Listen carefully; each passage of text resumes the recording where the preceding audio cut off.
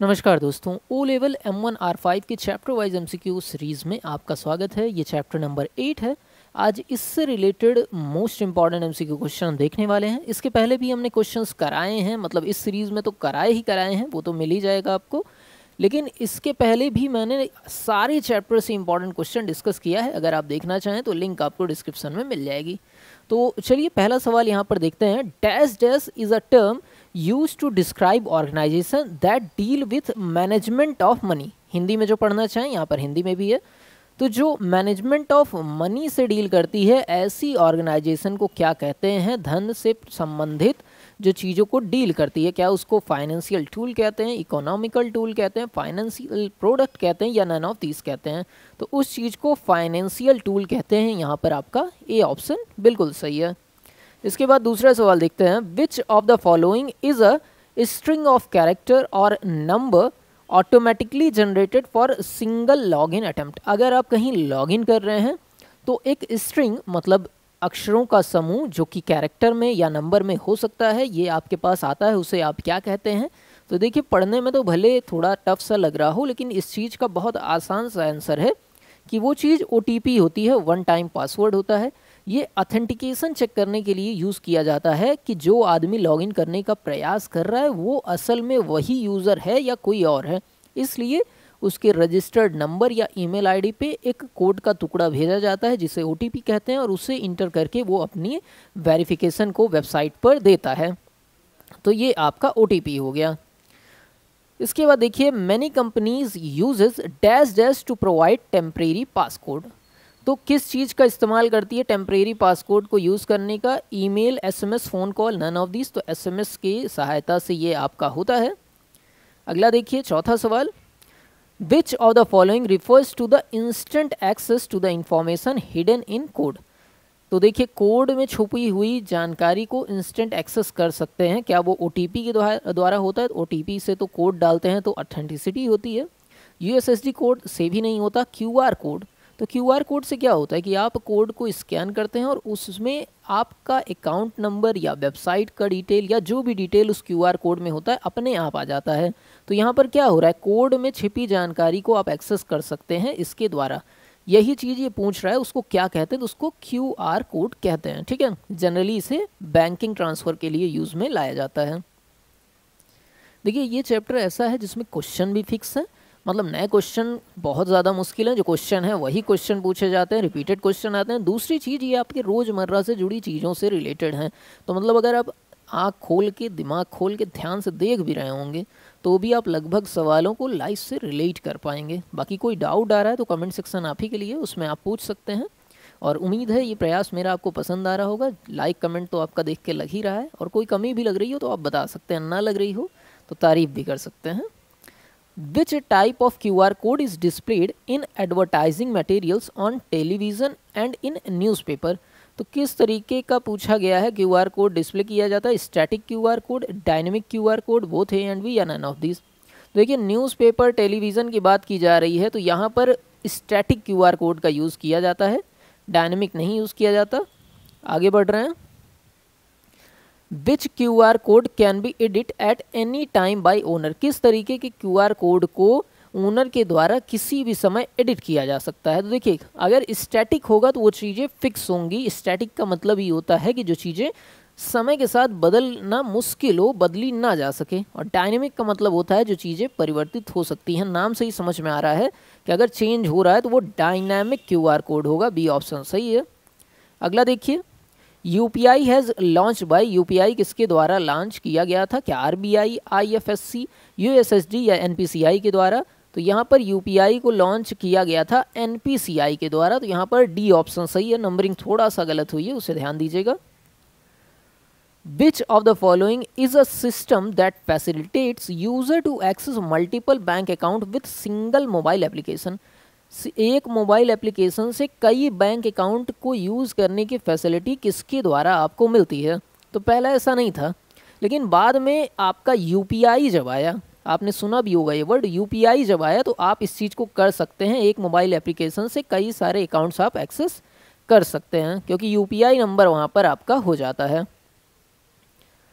How many digits are there in UPI pin, तो जो आप यूपीआई पिन डालते हैं उसमें कितना डिजिट का कोड होता है जब भी पैसा ट्रांसफ़र होता है। ये चीज़ ध्यान में भी रखिएगा कि अगर यूपीआई पिन पड़ रहा है तो इसका मतलब पैसा कटेगा, पैसा रिसीव होने में यूपीआई पिन नहीं लगता है। ये बहुत लोग गलती करते हैं और स्कैम का शिकार हो जाते हैं। बस इतनी सी चीज़ आप कॉमन चीज़ समझ लीजिए, अगर यूपीआई पिन डल रहा है तो रुपए कटेगा, मतलब कहीं से भी कोई स्कैम नहीं हो सकता। अगर ये चीज़ दिमाग में रखिए, ठीक। तो ये यूपीआई पिन कितने डिजिट का होता है, क्या 3, 7, 5, 6, तो ये 6 डिजिट का आपका होता है। अगला देखिए, Which of the following is a type of payment system that is based on the unique identification number? Unique identification number पे आधारित पेमेंट सिस्टम कौन सा है? यहाँ पर which of the following type of payment system has based on unique identification number, USSD, AEPS, POS या QR code? तो ये आपका एईपीएस है, आधार की सहायता से आप पेमेंट कर सकते हैं। अगला देखते हैं, AEPS is another initiative taken by the dash to encourage cashless transaction in India। तो AEPS वाला जो इनिशिएटिव था किसके द्वारा ये लिया गया था? कैशलेस इंडिया को प्रमोट करने के लिए। NPCI, RBI, ICICI, HDFC, ये दोनों देखिए प्राइवेट कंपनी है, इसका तो इसमें कोई योगदान हो ही नहीं सकता। जो AEPS से रिलेटेड है वो आपका NPCI है, आपका ए ऑप्शन करेक्ट है। अगला देखिए, which service are offered by AEPS? AEPS के द्वारा कौन सी सर्विस ऑफर की जाती है? कैश डिपॉजिट क्या कर सकते हैं एईपीएस के द्वारा? कर सकते हैं। पेमेंट ट्रांजैक्शन हो सकता है? हो सकता है। अपना बैलेंस आप चेक कर सकते हैं? कर सकते हैं। ये सब एईपीएस के द्वारा संभव है। तो यहाँ पर ऑल ऑफ द अबव पे आपको टिक कर देना है। Dash dash is a communication protocol available and every GSM enable mobile device. कौन सी प्रोटोकॉल, कम्युनिकेशन प्रोटोकॉल हर जीएसएम इनेबल मोबाइल में होती है? तो ये आपका यूएसएसडी होता है, ठीक है, कोई भी फ़ोन हो। अगला है आपका 14 नंबर का question, to use USSD banking आपको क्या चीज़ डायल करनी पड़ेगी? यूएसएसडी बैंकिंग का इस्तेमाल करना चाहें तो आप क्या कोड डायल करके ये कर सकते हैं? बिना मतलब इंटरनेट का इस्तेमाल बिना किए आप पैसे को ट्रांसफ़र यहाँ पर कर सकते हैं। इसके लिए आपको फ़ोन में डायल करना होगा *99# और ये सर्विस आपकी इस्तेमाल आप कर सकते हैं। अगला देखिए, which information are required for USSD fund transfer? USSD fund transfer के लिए आपको कौन सी डिटेल की जानकारी की ज़रूरत होती है? MMID, M pin, registered mobile number या इनमें से सभी? तो इनमें से सभी की आवश्यकता होती है। अगला देखिए, for this card holder borrow fund which to be paid for goods and services. तो कौन से कार्ड में कार्ड होल्डर रुपए मांग करता है, मतलब रुपए लेता है, बोरो करता है, उधार लेता है गुड्स और सर्विसेज के चार्जेस को पे करने के लिए? क्या वो क्रेडिट होता है, डेबिट, एटीएम या इनमें से कोई नहीं? देखिए, जो आपका क्रेडिट कार्ड होता है इसमें पहले आप पैसा बैंक से लेते हैं, उसके बाद उसको भर देते हैं। तो यहाँ पर बोरो की बात की जा रही है, तो ये आपका क्रेडिट कार्ड होगा। अगला है 17वां, which credit card are meant for those who already have a lot of credit card? तो यहाँ पर इस चीज़ के लिए आपका बैलेंस ट्रांसफ़र ए ऑप्शन सही हो जाएगा, ठीक है। Which of the following is type of credit card? इनमें से कौन सा क्रेडिट कार्ड का टाइप है? तो क्या रिवॉर्ड कार्ड होता है, लो इंटरेस्ट कार्ड होता है, सिक्योर्ड कार्ड होता है या ऑल ऑफ दीज? तो ये सारे क्रेडिट कार्ड के ही टाइप हैं, तो यहाँ पर आपको ऑल ऑफ दीज पे टिक कर देना है। अगला देखिए, debit card are also known as, debit card को किस और नाम से जाना जाता है? Credit card, RuPay card, check card या शॉपिंग कार्ड? तो डेबिट कार्ड को आप चेक कार्ड भी कह सकते हैं, यहाँ पर सी ऑप्शन सही है। फिर बारी है 20वें सवाल की, dash dash cards need electronic authorisation every time transaction is reflected in the account. तो ये इलेक्ट्रॉनिक ऑथराइजेशन हर बार जब आप ट्रांजेक्शन कर रहे हो तो कौन से कार्ड में ज़रूरत पड़ती है? Online debit, offline debit, prepaid debit या ऑल ऑफ दिस? तो ऑनलाइन डेबिट में ऐसी आवश्यकता होती है। अगला है, e wallet is also known as dash dash protected with a password. तो यहाँ पर आपको pocket wallet, mobile wallet, prepaid wallet या नन ऑफ दिस। तो e wallet is also known as mobile wallet protected with a password. Mobile wallet भी इसे कहते हैं। ये आपके फ़ोन में वॉलेट के जैसा होता है जिसमें आप कुछ रुपए रख सकते हैं, जो कि बैंक में नहीं जाता है, वो आपके फ़ोन में ही, वॉलेट में, ऐप में ही रहता है। इसके बाद 22वां सवाल है, which of the following facilitates available under e wallet. E wallet के अंदर कौन सी फैसिलिटीज़ अवेलेबल होती हैं? कैशबैक की, रिवॉर्ड की, बोथ ए एंड बी या नन ऑफ दिस। तो देखिए कैशबैक और रिवॉर्ड दोनों आपका ई वॉलेट के अंतर्गत आपको मिलता है, तो यहाँ पर सी ऑप्शन पे आपको टिक कर देना है। अगला है, which e wallet is a first company in India to receive a licence from RBI to start payment bank. कौन से ई वॉलेट को पेमेंट बैंक शुरू करने का सबसे पहला लाइसेंस आरबीआई के द्वारा भारत में दिया गया था? क्या वो फ्री चार्ज था, मोबीक्विक था, एयरटेल मनी था या पेटीएम था? तो ये आपका पेटीएम था। सबसे पहले आरबीआई से इसी को लाइसेंस मिला था और पहले ये बहुत ज़्यादा चला भी था। इसके बाद आपका 24वां सवाल है, which bank offered the e wallet app page app. Page app जो है कौन से बैंक के द्वारा ई वॉलेट ऑफर करता है, ये चीज़ पूछी जा रही है। एक बार फिर से देख ले रहे हैं, which bank offer the e wallet app page app. ठीक है, यहाँ पर ऑप्शन है आपके ICICI, HDFC, SBI या PNB। तो ये आपका HDFC के द्वारा होता है, तो यहाँ पर HDFC मैंने सही कर दिया है। 25वां सवाल है, dash dash provides an online payment based system based on unified payment interface. तो ये क्या आपका पेज ऐप प्रोवाइड करता है, फ़ोन पे प्रोवाइड करता है, SBI या सिट्रस प्रोवाइड करता है? तो ये चीज़ आपका फ़ोन पे प्रोवाइड करता है। फ़ोन पे provides an online payment system based on UPI। UPI के आधार पे आपका ऑनलाइन पेमेंट सिस्टम, मतलब बैंक से बैंक में ट्रांसफ़र करने की सुविधा देता है। ये आपका फ़ोन पे होता है। अगला देखिए जो कि आपका 26वां है, which of the following is the time and place where a real transaction is completed. फिर से एक बार, which of the following is the time and place where a real transaction is completed. तो यहाँ पर इस चीज़ को POS कहते हैं, सी ऑप्शन सही है। इसके बाद आपका 27वां है, which type of POS is a software hardware based system that carries add on peripheral. तो उसको क्या टर्मिनल कहते हैं, क्लाउड, मोबाइल या नन ऑफ दिस। तो यहाँ पर आपको टर्मिनल पे टिक कर देना है। 28वां है, internet banking is also known as. Internet banking को और किस नाम से आप जानते हैं? Online banking, web banking, both a and b या नन ऑफ दिस। तो इस चीज़ को आप बोथ ए एंड बी यहाँ पर टिक कर देना है। इंटरनेट बैंकिंग को आप ऑनलाइन बैंकिंग भी कहते हैं और वेब बैंकिंग भी कहते हैं। इसके बाद देखिए 29वां सवाल आपका, what is the meaning of N in NEFT. जो आपका नेफ्ट होता है जो बैंकिंग में यूज़ करते हैं, उसमें एन का क्या मतलब होता है? तो एन से आप नेशनल होता है। ठीक है, एन से नेशनल होता है नेफ्ट में। अगला देखिए, the timing of NEFT is from. NEFT की क्या टाइमिंग है? तो नेफ्ट की टाइमिंग आपकी सुबह 8 से शाम के 7 बजे तक होती है। यहाँ पर आपको डी ऑप्शन पे टिक कर देना है। अगला है, what is the meaning of T in RTGS। RTGS में टी का क्या अर्थ है? तो देखिए RTGS में जो टी होता है उससे टाइम होता है। ठीक है, टी से टाइम होता है।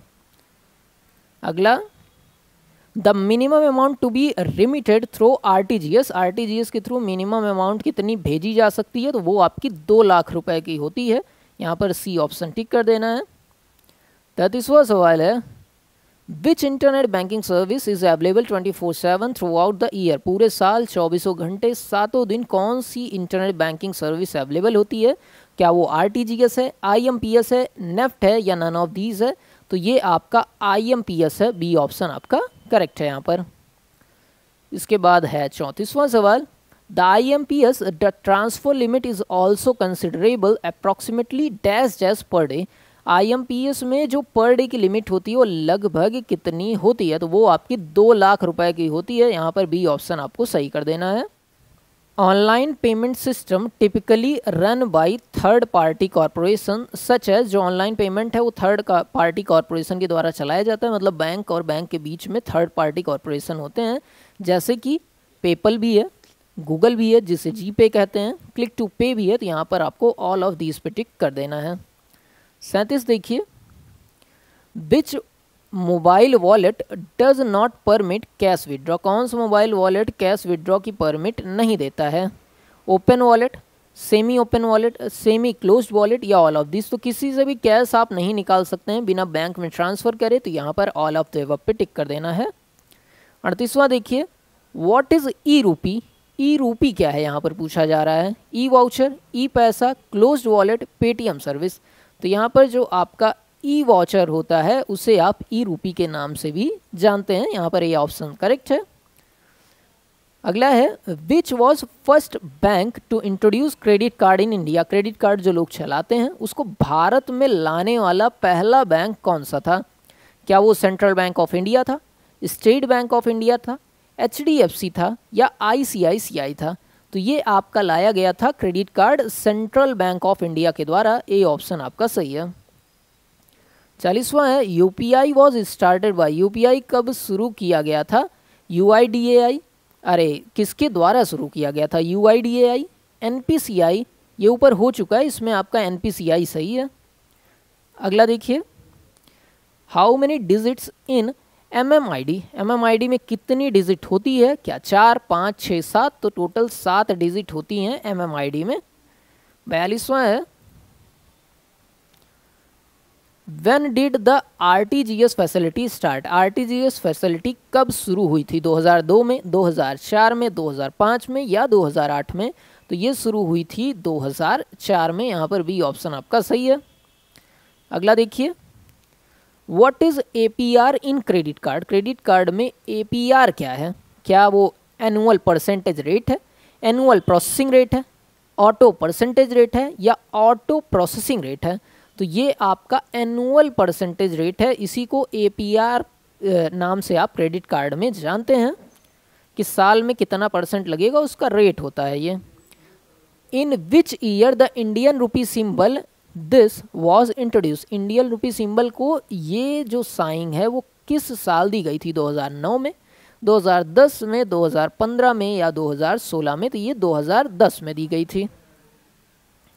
अगला है, what does C2B stands for? C2B का फुल फॉर्म क्या होता है? तो C मतलब कस्टमर या कंज्यूमर होता है, और 2 मतलब 2 ही हुआ, और B मतलब बिजनेस होता है। जब भी लेन देन होता है तो ये शॉर्ट फॉर्म में यूज़ किया जाता है। कस्टमर टू बिजनेस इसका फुल फॉर्म है। ए ऑप्शन सही है आपका। B2B मतलब बिजनेस टू बिजनेस, B2C मतलब बिजनेस टू कस्टमर, इस तरीके से आप लिख सकते हैं। What is full form of IMPS? IMPS का फुल फॉर्म क्या होता है? Internet payment service, immediate payment service, immediate payment system या इंटरनेट पेमेंट सिस्टम? तो ये आपका इमीडिएट पेमेंट सर्विस होती है IMPS का फुल फॉर्म। 47वां है, what is the size of 500 note? 500 की नोट की साइज़ क्या होती है? इसे याद रखिएगा, 66 × 150 mm होती है। यहाँ पर सी ऑप्शन सही है। 48वां, which bank issue the first ATM card in India? Bharat में पहला ATM कार्ड किस बैंक ने जारी किया था? यहाँ पर पूछा जा रहा है। तो ये आपका HSBC था। आपका बी ऑप्शन सही है। ठीक, अगला देखिए, how many times by entering the wrong OTP then the card will blocked for online payment? अगर आप कार्ड में OTP गलत डालते हैं तो कितनी बार डालने के बाद गलत OTP आपका कार्ड ब्लॉक हो जाएगा? तो यहाँ पर 3 बार से जैसे ही ज़्यादा आप डालेंगे कार्ड ब्लॉक हो जाएगा। मोर देन 3 टाइम्स यहाँ पर आपका सही है। फिर बारी है 50वें सवाल की, what is full form of ABRS? ABRS का फुल फॉर्म क्या है? आधार बेस्ड रेमिटेंस सर्विस, आधार बेस्ड रिजर्व सर्विस, आधार बेस्ड रिजर्व सॉफ्टवेयर या नन? तो ABRS का जो फुल फॉर्म होता है वो आधार बेस्ड रेमिटेंस सर्विस होता है। ये ए ऑप्शन आपका बिल्कुल करेक्ट है। बारी है 51वें सवाल की, full form of APES? APES का फुल फॉर्म क्या है? आधार इनेबल पेमेंट सिस्टम। आधार की सहायता से जो पेमेंट की सर्विसेज यूज़ की जाती हैं, ट्रांजैक्शन करना, पैसे भेजना, पैसे निकालना, खाते में अकाउंट में पैसे चेक करना, ये सारा APES के द्वारा होता है। आधार इनेबल पेमेंट सिस्टम इसका फुल फॉर्म है। 52 नंबर का सवाल है, KYC मीन्स? KYC का मतलब क्या होता है? तो KYC होता है बैंक्स कस्टमर को वेरीफाई करती हैं, कस्टमर्स को जानती हैं। नो योर कस्टमर, यहाँ पर ए ऑप्शन आपका सही है। 53वां है, bank give gold loan? Bank gold loan देती है to jewellery business, jewellery business को, टू बाई गोल्ड ज्वेलरी, सोने के आभूषण खरीदने के लिए, टू प्लीड गोल्ड ज्वेलरी, आभूषण को गिरवी रखने के लिए, या ऑल ऑफ दिस। तो बैंक जो गोल्ड लोन देती है, जब आप गोल्ड बैंक को गिरवी रखते हैं तब देती है, यहाँ पर सी ऑप्शन आपका सही है। 54 नंबर का क्वेश्चन है, what is full form of UPI. तो यूपीआई का फुल फॉर्म क्या होता है, तो ये अनआइडेंटिफाइड पेमेंट इंटरफेस होता है, ये ऑप्शन आपका यहाँ पे सही है। अगला है full form of IMEI, IMEI का फुल फॉर्म, तो यहाँ पर इंटरनेशनल मोबाइल इक्विपमेंट आइडेंटिटी ये चीज़ होती है, और इसी की सहायता से जब फ़ोन खो जाता है या फ़ोन चोरी हो जाता है, सिम चेंज हो जाता है, तो मोबाइल के हार्डवेयर की जो आइडेंटिटी होती है उसी के थ्रू ये चेक होता है, उसी के थ्रू ट्रेस होता है, that is IMEI number, C option सही है। अगला देखिए 56वां क्वेश्चन है, नेफ्ट की शुरुआत कब हुई थी, तो ये 2005 से हुई थी। 57 नंबर का क्वेश्चन है, what is time limit for payment by UPI. UPI के द्वारा जो टाइम लिमिट है कि आप कब से कब तक पेमेंट कर सकते हैं, सुबह 8 से शाम के 7 बजे तक, 8 बजे तक, सुबह 8 से शाम के 7, सुबह 8 से शाम के 6, या नो लिमिट। तो देखिए यूपीआई आप कभी भी दिन और रात पेमेंट करें वो होता ही है, आपने देखा भी होगा, तो नो टाइम लिमिट पे टिक कर देना है। 58 है, UIDAI का फुल फॉर्म क्या होता है, तो ये आपका unique identification authority of India आपका ये होता है, बी ऑप्शन आपका सही है। 59 है, sending money through UPI is called, UPI की सहायता से पैसे भेजने को क्या कहते हैं, पुश, पुल, सेंड या फॉरवर्ड, तो इसे पुश कहते हैं। अगला है, on what does the bank charge interest, bank किस चीज़ पे इंटरेस्ट चार्ज करती है, डिपॉजिट, डिपॉजिट पे तो इंटरेस्ट आपको मिलता है, लोन पे इंटरेस्ट चार्ज होता है, तो ये सही है। विड्रॉल पे कोई इंटरेस्ट नहीं है, ट्रांजेक्शन पे कोई इंटरेस्ट नहीं है, तो इंटरेस्ट चार्ज होता है लोन पे, बी ऑप्शन सही है। What is full form of CVV, तो ATM कार्ड के पीछे जो आपका CVV नंबर होता है जो कि बहुत कॉन्फिडेंशियल होता है, कई बार इसी की सहायता से फ्रॉड भी हो जाता है, इसका फुल फॉर्म क्या है, तो इसका C से होता है कार्ड, V से होता है वेरिफिकेशन, B से होता है वैल्यू, तो CVV का card verification value full form है। अगला है the full form of Bhim app, तो भीम ऐप का फुल फॉर्म क्या होता है यहाँ पर पूछा जा रहा है, तो भारत इंटरफेस फॉर मनी, यहाँ पर भीम का फुल फॉर्म है, ए ऑप्शन सही है आपका। 64वां है, QR कोड स्टैंड फॉर, तो QR का फुल फॉर्म ये भी कई बार पूछा जाता है, तो Q से होता है क्विक, R से होता है रिस्पॉन्स, ऐसा कोड जो क्विक रिस्पॉन्स करे, जिसमें यूज़र का समय बचे, बस स्कैन करते ही डिटेल्स ट्रांसफ़र हो जाए, उसे QR कोड कहते हैं, क्विक रिस्पॉन्स कोड आपका सही जवाब है। 65वां है, which of the following is a type of credit card, इनमें से कौन सा क्रेडिट कार्ड का टाइप है, मास्टर कार्ड, वीज़ा कार्ड, तो ये दोनों ही क्रेडिट कार्ड के टाइप हैं, यहाँ पर बोथ A एंड B पे टिक कर देना है। 66 क्वेश्चन है, 66 नंबर का, what is full form of tan, tan का फुल फॉर्म क्या होता है, तो यहाँ पर tax deduction and collection account number आपका टैन का फुल फॉर्म होता है, C ऑप्शन आपका सही है। 67 नंबर का क्वेश्चन है, how many numbers are there in MICR code, MICR code में कितने नंबर होते हैं, क्या 6 होते हैं, 7 होते हैं, 8 होते हैं या 9 होते हैं, तो ये आपके 9 होते हैं, यहाँ पर D ऑप्शन सही है। 68 नंबर का क्वेश्चन है, how many numbers can be stored in QR code, QR code में टोटल कितने नंबर स्टोर हो सकते हैं, तो ये आप अगर कैलकुलेट करेंगे तो 7089 टोटल होते हैं जो कि QR कोड के थ्रू सेव हो सकते हैं, तो C ऑप्शन यहाँ पर सही है आपका। 69 नंबर का क्वेश्चन है, what is limit time for OTP का टाइम लिमिट क्या होता है, वन टाइम पासवर्ड का, तो ये 10 मिनट होता है, कई सारी वेबसाइट्स में नीचे लिखा भी देखते हैं, this code is valid for 10 second. और आज का आखिरी सवाल है, व्हाट इज़, और यहाँ तक पहुँचे हैं, इस लेक्चर को आपने देखा है तो ये फ्री ऑफ कॉस्ट अवेलेबल है, बस आपसे एक ही चीज़ की उम्मीद है कि वीडियो को लाइक, चैनल को सब्सक्राइब ज़रूर से करेंगे आप। What is main advantage of digital financial tool, digital financial tool का मेन एडवांटेज क्या है, तो यहाँ पर इसकी सहायता से फिजिकल कैश का जो ट्रांजैक्शन है उसको एलिमिनेट कर दिया गया है, उसको हटा दिया गया है, तो यहाँ पर A ऑप्शन आपका सही है। तो ये थे 70 सवाल आपके इस चैप्टर से, मिलते हैं अगले लेक्चर में, तब तक के लिए नमस्कार, जय हिंद।